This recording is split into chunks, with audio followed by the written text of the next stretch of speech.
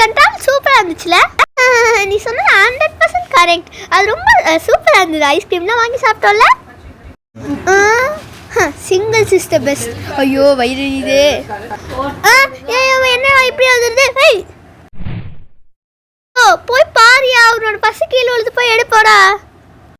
என்னமோ நான் காசுலாம் பர்ஸுக்குள்ளே வச்சுருக்க மாதிரி தானே நீ பேசிகிட்டு இருக்கிற.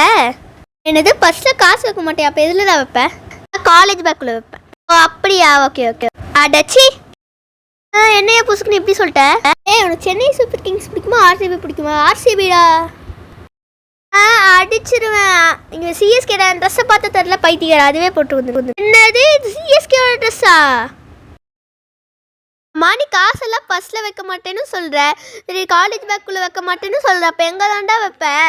பஸ் கண்டக்டர் சில்லறைக்கே அப்படி கற்றுவானா? நீ ஆன்லைன் பேமெண்ட்டாக பண்ணுவேன்? சமோசா வாங்க தெரிஞ்ச எனக்கு டீ வாங்க தெரியாதா? அட பைத்தியம். இப்போல்லாம் யாரா கையில் காசு வச்சுக்கிறது? எல்லாத்தையும் ஆன்லைன் பேமெண்ட் தான். நீ சொல்கிறதெல்லாம் சரிதான்டா, ஆனால் கண்டக்டர் கற்றுவான்ல, அதுக்கு நீ என்ன பதில் சொல்ல போகிற? மாட்டிங்கன்னார் ஒருத்தர்.